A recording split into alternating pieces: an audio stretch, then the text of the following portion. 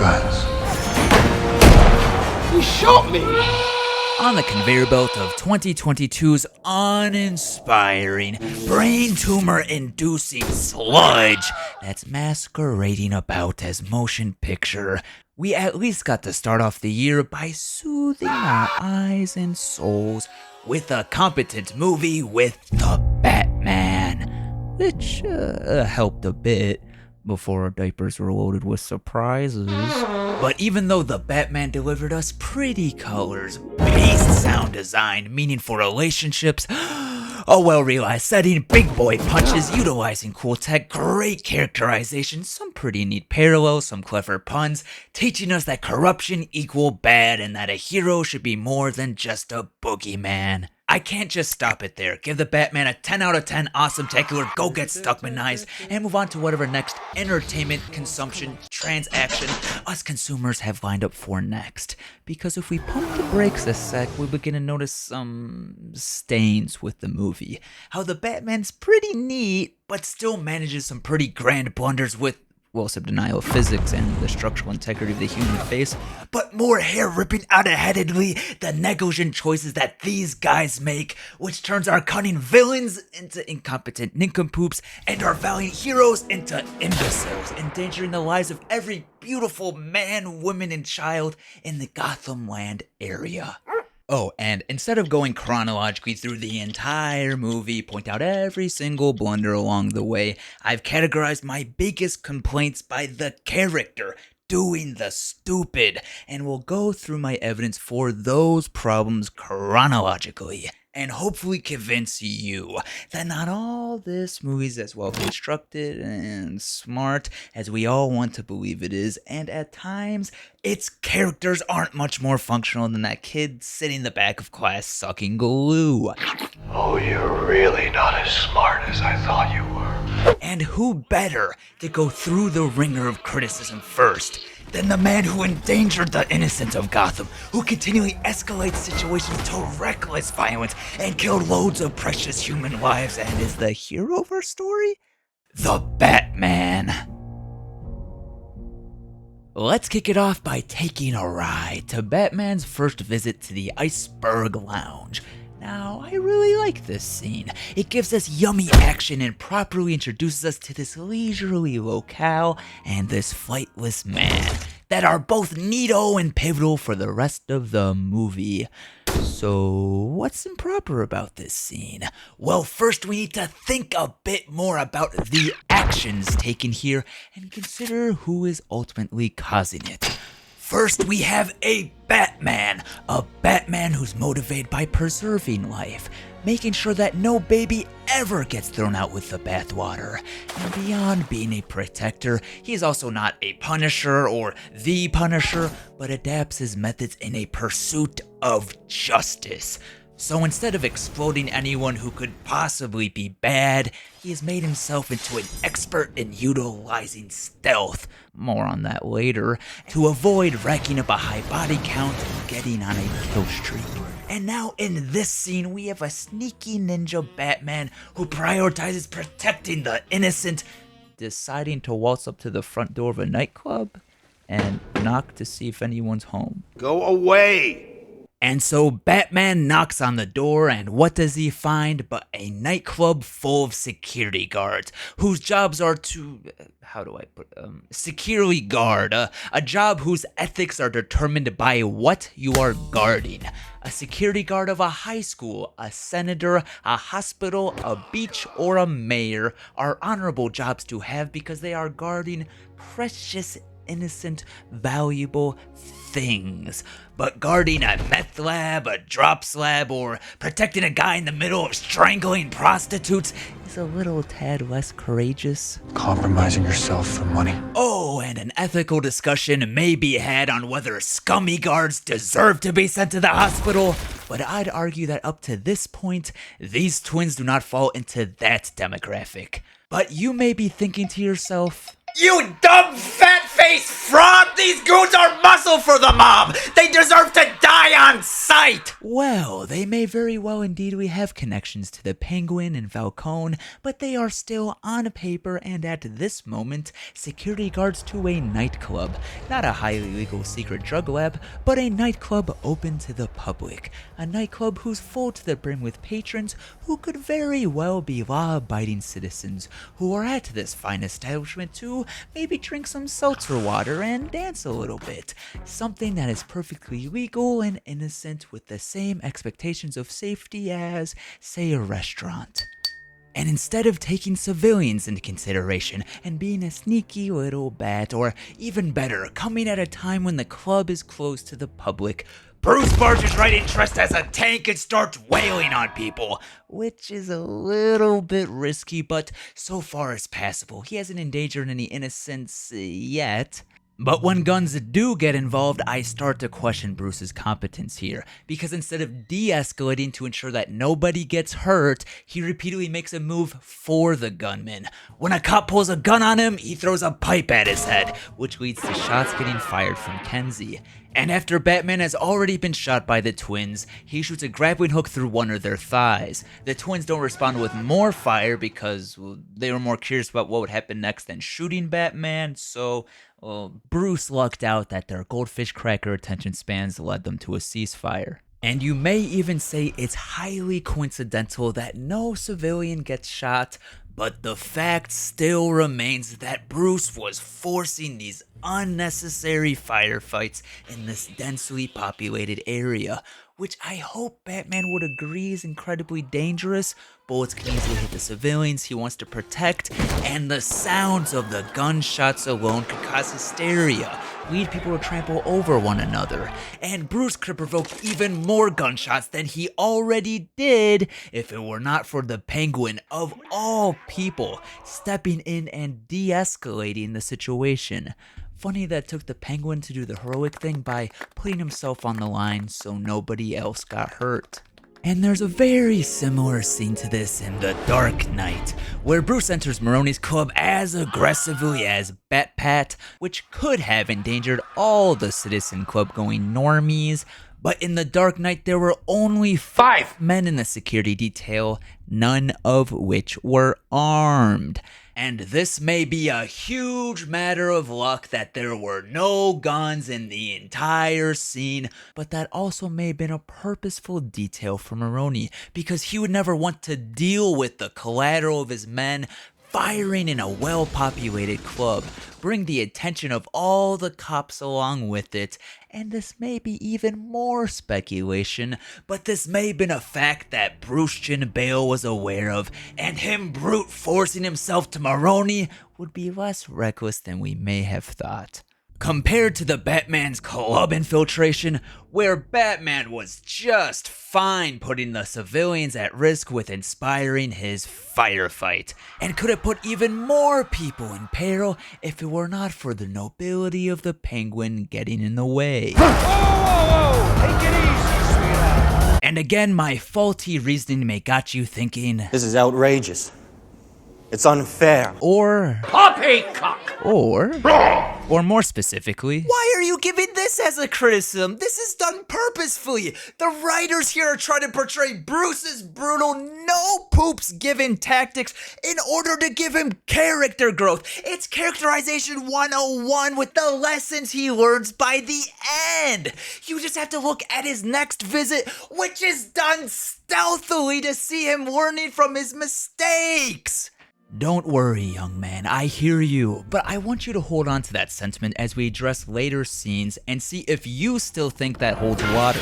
Because I believe that this recklessness was not a teaching point in Bruce's life, but an oversight in the direction of Reeves. I'm suspicious that the team didn't recognize all of Batman's crimes against humanity that they wrote him in because it's present from beginning, middle to end, and it's not a theme that the movie comments on or uses as a point for character growth. So I felt it was important to see a Batman that was imperfect and who was driven more by the dark forces within him than he was even aware of at this point. I was like, well, what if we did an early days Batman who still had a lot to learn, who still had a place where you could take him and put him through the crucible of this experience of trying to solve this mystery that could turn very personal, and that the movie could be an awakening for him. I thought, well, we haven't seen that. And Batman kind of really being, in a way, driven by his shadow side and not aware of everything he was doing, so that he was really acting in a kind of instinctual way. Oh, wait, why did I show that? Did I just submit evidence that crumbled my own argument? Oh, no, wait.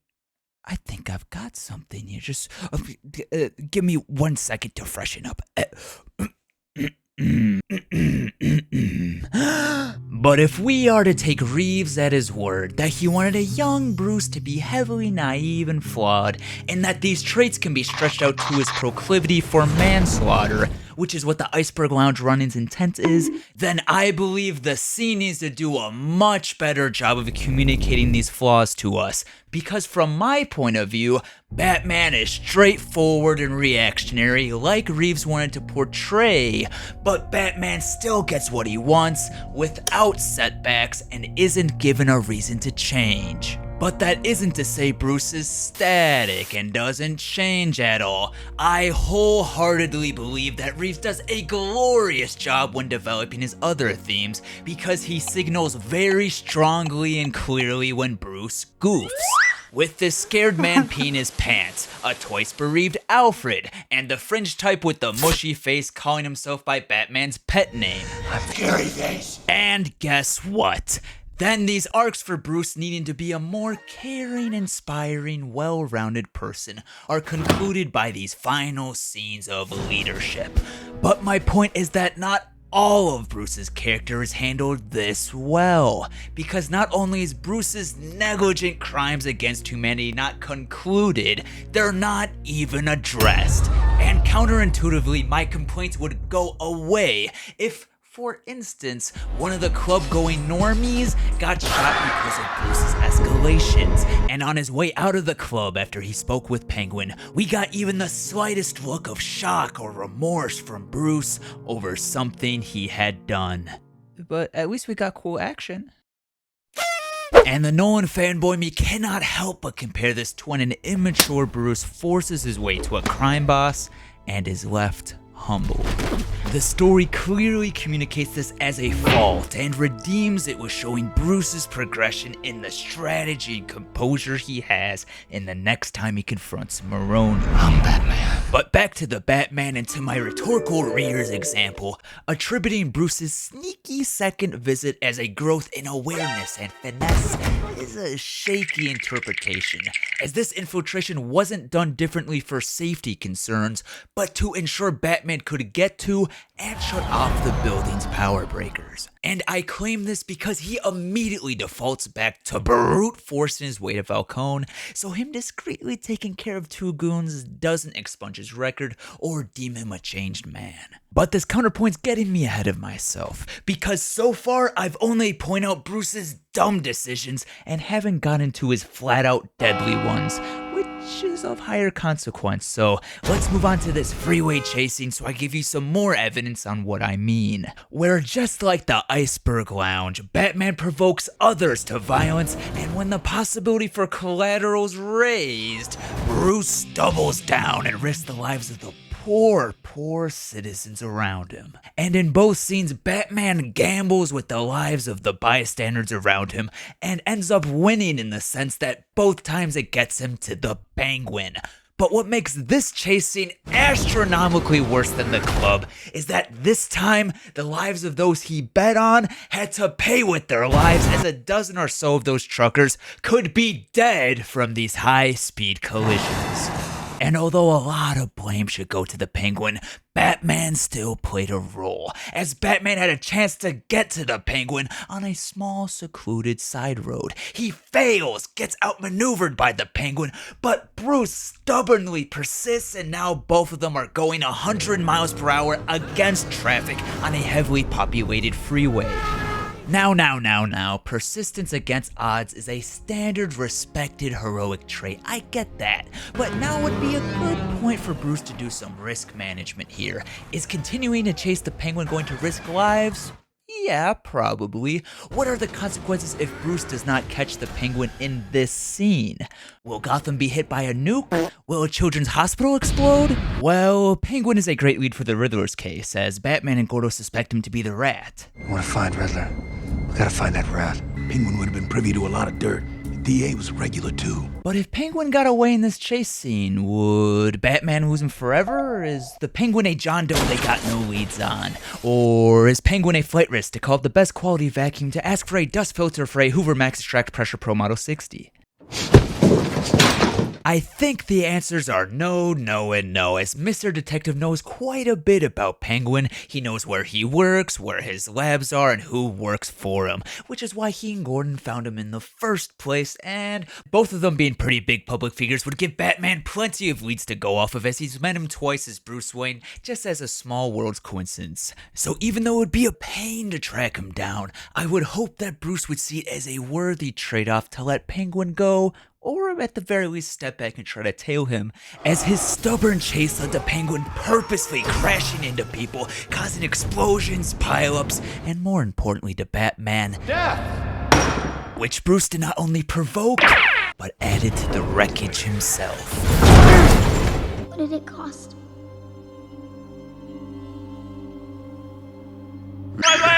And again, and again, and again. You may be screaming at your screen trying to tell me that this was all done on purpose to show the growing pains of a younger Mr. Vengeance Batman. But I would like to ask for your evidence in this scene that adds to that theme in the film. Was there ever an incriminating news segment in the background? Did any cops or Alfred push back for his ruthless tactics? Or did Bruce do any introspection of his endangering of human life? No. Because this is not what was trying to be communicated in this scene. Because as Bruce GTAs himself into Penguin, we are given the coolest, most heroic shot in the movie with his grand theme accompanying him. And because the epic trailer shot was so dope and his score is so wow, it can almost drown out all the screams of the people burning alive in the background. Did it! Gordon. We saved the city! Just think what might have happened if we didn't tell everyone about the Rat with wings. Moving along, I got another quick head scratcher for ya. When Catwoman has Kenzie tied up, Batman is a good boy, taking Selina pulling out a gun to execute Kenzie really seriously. No. But then he's very unconfrontational when Selina gives him this stare, lifts her leg up in the slowest way imaginable. Why did he do absolutely nothing until Kenzie was already flung off the building? What did Bruce think she was gonna do? Compromise yourself for money. Not that again. Well, this look of terror at least tells me that Kenzie had a pretty good idea on what was about to happen. Anywho, now to my final Batman blunder of negligent collateral damage. Bruce's entrance into the Gotham Square Garden, which, like the highway chase, is another example of a shot that looks absolutely incredible, makes Batman appear so heroic. That was totally wicked! But if you take another second to think, you realize that the movie does not realize the amount of damage Batman is putting these civilians into with his complete unnecessary tactics. While all the citizens are trapped below, getting shot at by the fringe types, Batman has arrived at the stadium's roof that is completely covered in glass, and rightfully so. His primary goal should be to stop the gunmen as they are the biggest threat. So, his plan is to cause a distraction and stun them a bit with planting a bunch of explosives on the roof before he hits them head on. I will give Batman the benefit of the doubt that he knew the explosives were too weak to destroy the support beams along the roof, but he is making it rain shards of glass on the thousands of poor trapped people below, and we can even see how massive some of these pieces are that are raining down on them. And I would hope we can all agree how dangerous this is, but if I had to explain it, I'd only have to turn to Die Hard and Nope for some real life examples of how damaging and even fatal glass and falling objects can be. Yet, you'd likely rather prefer to take your chances with falling objects than be trapped inside a shooting. But the amount of damage caused here would only be a worthy trade if this was the only way Batman could stop the shooters. But that just isn't the case. And what makes this scene worse and worse and worse is how completely avoidable this scenario was of explosions and raining glass from above. Because Bruce was not forced into this scenario, he made a choice. And a choice that wasn't even the best strategic one. But Bruce needs the explosions to distract the fringe types! Stun grenade or a smoke grenade could get the same job done without killing any civilians, and we are even shown Batman using smoke to his advantage in the upcoming scene. Having those type of grades is pretty believable tool for him to have in his utility belt, or well, at least as believable as having it poured in your thigh to inject venom or whatever that was supposed to be. And using those type of grenades may not even be the beastest tactic out there, because how about this? Remember in the beginning of the movie when Riddler snuck in through the ceiling window because the mayor's back was turned? That was pretty neat. Remember that other time when all those gunmen were shown with their backs turned to Batman, just primed to get caught off guard, especially with it being so loud from the gunfire and the screaming and the flooding, that Batman could be incredibly effective at taking them out and wouldn't have to do anything bold and brash like blow the roof off of a building? That was also pretty neat. That's not how it went down. But disappointingly so, Bruce had options, but threw civilian safety to the wind, bowed down to Warner Brothers, and went for that oh so cool trailer shot.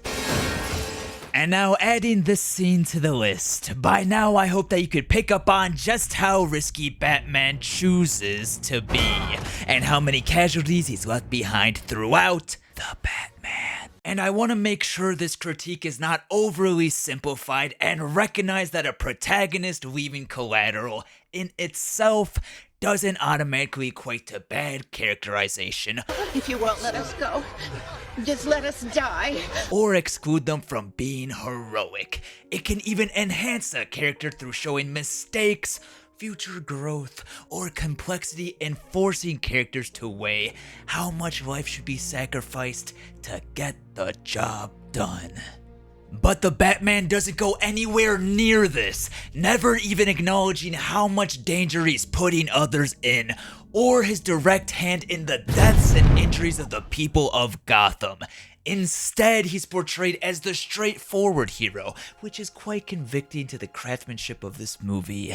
Now, don't twist my words around and think I'm saying that Batman's portrayed as flawless in all areas. The movie communicates plenty of Bruce's flaws and has them grow from them, but those arcs were concerning his poor skills in marketing, his family trauma drama, lack of Bruce Wayne in the tabloids, which was a bit of a meta trope, but of most, not balancing the fear with the hope, none of which have anything to say about the collateral pain and death the Cape Crusader made on the way. Instead, Bruce's damaging scenes just want to cheer him on as the hero, which is a big bummer, as addressing this recklessness could have helped build into those previously mentioned themes, and could have made the movie even more substantive than it already is. And as a positive example of what I'm pushing for, take The Incredibles and Captain America Civil War, movies that address the damages and casualties that heroes cause when they act, how should I describe it? How about dangerous? What would you call a group of US-based, enhanced individuals who routinely ignore sovereign borders and inflict their will wherever they choose, and who, frankly, seem unconcerned about what they leave behind? You finished? Yes, yes, yes! With that, I believe we've dwelled sufficiently enough on Bruce's poor judgments. And now that I've explained why his mind is incoherent, I want to show you why the rest of his body is. Because sometimes Bruce gets shot, and he gets no ouchie, because he's a man. And other times he gets shot, and does in fact go ouchie, because this is a serious movie. In other words, next time on The Batman's Crimes Against Humanity, I want us to look at some inconsistencies in the severity of damage that Batman can handle. But I can't get into that right now. I gotta get going. Mr. Sleepy's calling my name. So, in the meantime, remember to call your mother. And seriously, take it easy and watch your cholesterol. Oh, and finally, before I go, I'd like to say from the bottom of my heart, thank me for watching you. Really, really, I appreciate it.